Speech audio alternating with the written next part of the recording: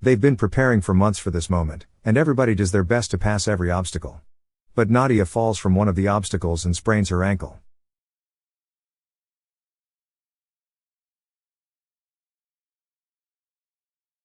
The movie begins in the spring of 1917, following the February Revolution. A military officer named Nikolai arrives from the front lines. He rides a horse carriage to St. Petersburg, and the coachman tells him that the city has been in chaos ever since Alexander Kerensky had been in charge. Meanwhile, Nadia beautifully sings a masterpiece, when suddenly, Fraska, their maidservant, runs over and excitedly hands her the letter from the front. Nadia eagerly opens it, and a blue medallion falls off. The letter states that her fiancé, Petya, had been heavily injured in the war, and she starts to burst out in tears at the news. Seconds later, Vera, Nadia's friend, enters their home and hears about the distressing news. Vera says she will get revenge, as she'll be joining the newly formed Bochkavira Women's Battalion and is only there to bid farewell to them.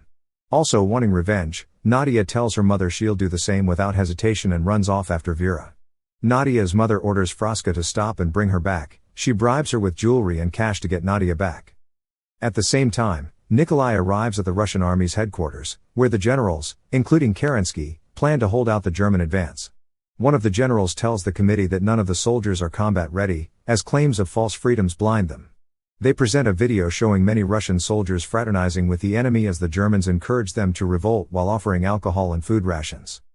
Kerensky is furious about the report and orders them to stop playing the video. Some members suggested the death penalty should be placed, but Tseplayev tells them about the Bochkareva Women's Battalion he made. He states it aims to raise the morale in the army and encourage everyone to fight. He orders General Polovtsova to oversee preparations for sending the battalion to the front. Soon, news about the women's battalion spreads, and hundreds of women voluntarily enlist to participate. Ladies from all cultures, backgrounds, and socio-economic classes line up for enlistment. One of the applicants, Evdokia, surprises her lover, Alexei, by enlisting. Alexei tries to persuade her not to, but she insists so that she can be with him. Later, Nikolai rejects Dusia as a candidate because she is too fat. Dusia bends a metal poker with her bare hands to impress everyone so she can enlist.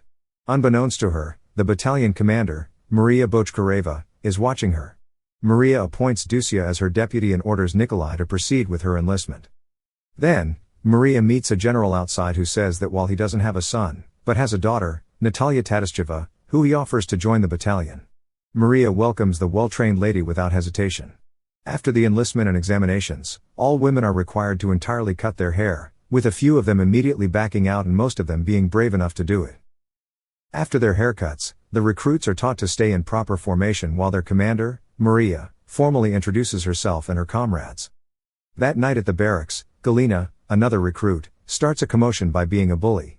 When Galina tries to hit Evdokia, Natalia stops her. Unfortunately, as Vera asks Dusia to keep things in order, she sides with Galina after being offered the best bed spot. Dusia tries to abuse her power, but unbeknownst to her, Maria is behind them. After hearing everything, Maria agrees to let them exchange beds and transfers the deputy position to Natalia. She orders Dusia to give up the banner, then gives it to Natalia. As the dawn breaks, Maria wakes them all up to prepare for their first training as soldiers with a long run, while Natalia experiences stomach cramps. They reach a downhill but hesitate to move. They are threatened to go home if they won't. On the way down, many lose their balance and stumble. Later, they arrive at the beach to finish multiple obstacle courses. Each day passes, and they start to get used to the obstacles, with their stamina and strength gradually building up while they continue training. They are taught how to fire a gun and the indications of a gas attack. There is a growing attraction between Vera and Nikolai. Alexei continuously helps Evdokia through training. To awaken their inner violence, Maria instructs Galina and Natalia to step forward and order them to hit each other. However, Natalia refuses as Galina continues hitting her, and Maria keeps pressuring her. She eventually snaps and attacks her. Maria then does this to the other women as part of their training. At night, Galina sees Evdokia sneaking out to see her lover, Nikolai. She keeps this information to herself until she requests the commander to meet her lover. However, Maria declines her request, infuriating Galina. She blurts out that Evdokia escapes every night to meet her lover. Disappointed for snitching on a fellow soldier, Maria punches Galina. Galina says she will create a committee to give them freedom and equality. Maria beats her again and orders her to leave to get the freedom she wants outside the army. One day, Nadia's mother talks with Maria in hopes of getting her daughter out of military training. She hands the commander a letter and informs her that Nadia is a singer and has the opportunity to travel and perform abroad. She also reveals that she paid Fraska to take care of Nadia. Later, Nadia and Fraska were called into the commander's office. Nadia then learns about her mother paying Fraska with jewelry so that she can take care of her. Fraska feels ashamed and walks out of the room. On the other hand, Nadia refuses to leave the army and tells her mother that she'll be staying to serve. With no other choice, her mother leaves and respects her daughter's decision. As she leaves, Fraska rushes to give back the jewelry and goes back in line with the soldiers. Fraska returns the jewelry used as payment since she genuinely wants to serve alongside Nadia, and also returns Petya's blue medallion to Nadia.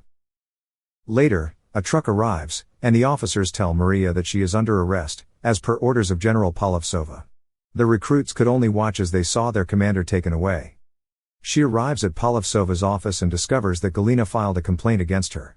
Upon Galina's request, she is to create a military committee led by her. Maria reacts by spitting on her hand and gesturing at the complainants. The general decides to dissolve the battalion, stripping Maria of her rank and imprisoning her for insubordination. Soon, the Bochkareva battalion marches outside the headquarters.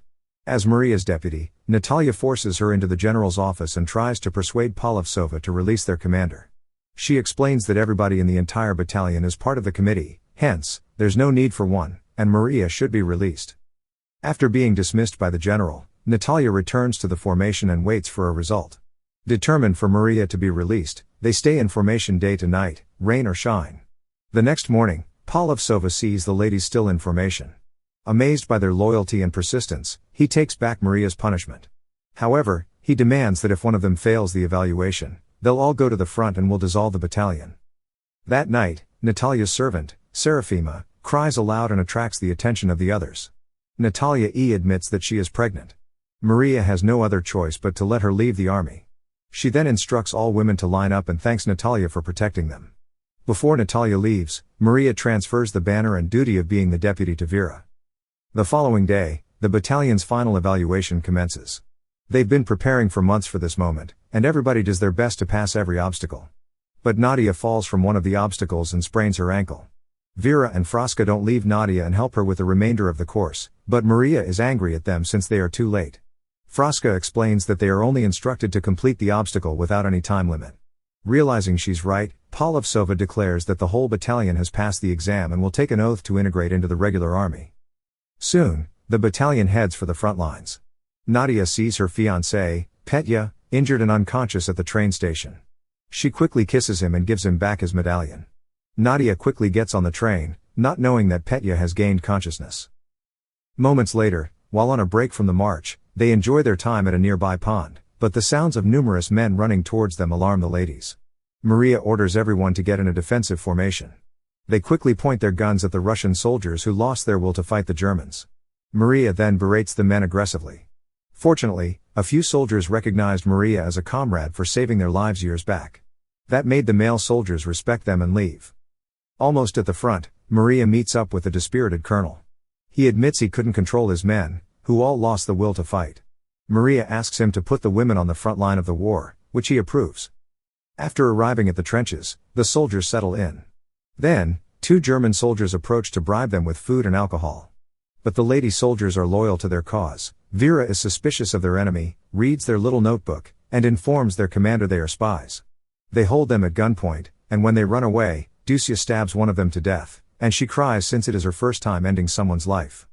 Maria orders Evdokia and another soldier to escort the other German to their headquarters. Along the way, the other soldier sprains her ankle by falling in a trench, leaving Evdokia the only one to escort the German. She underestimates the German who acts friendly, and when the opportunity arises, he chokes Evdokia to death. The others find Evdokia's body, and Maria cries as she carries her. Everyone mourns her death, especially her lover, Alexei. A month later, the women are still guarding the front when a surprise gas attack occurs. Fraska quickly gives out masks but realizes that none is left for her. She is then intoxicated by the gas and eventually dies on the spot. Maria orders her troops to attack, and the 2 armies meet in the middle at close-quarter combat. Many Russians died in the battle, but they managed to overwhelm the Germans and have them retreat. Dusia is a powerful soldier in the field but left her shell-shocked. Following the encounter, Maria personally requests help from the colonel. However, it's denied, stating that his troops are criminals and traitors who won't listen to his command.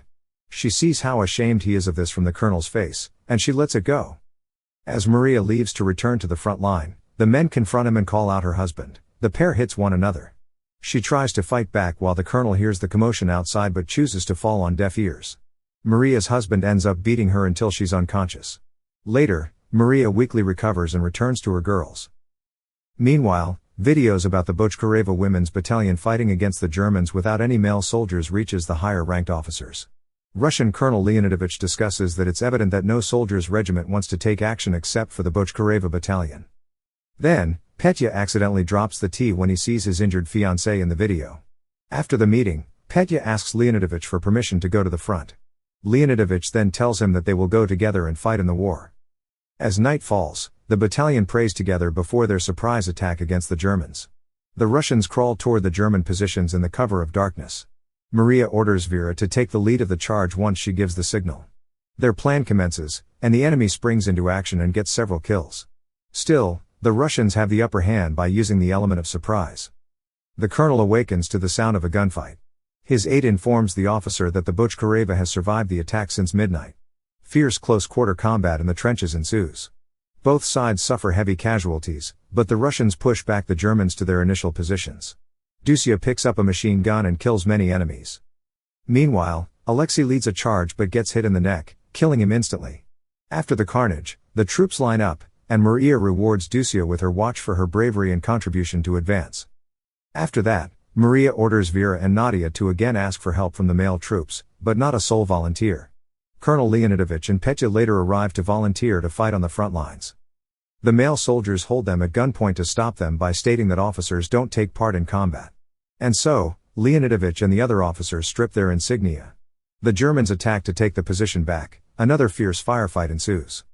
While operating the machine gun, Nikolai dies, and when Vera tries to take over, she gets hit and dies, falling on her lover.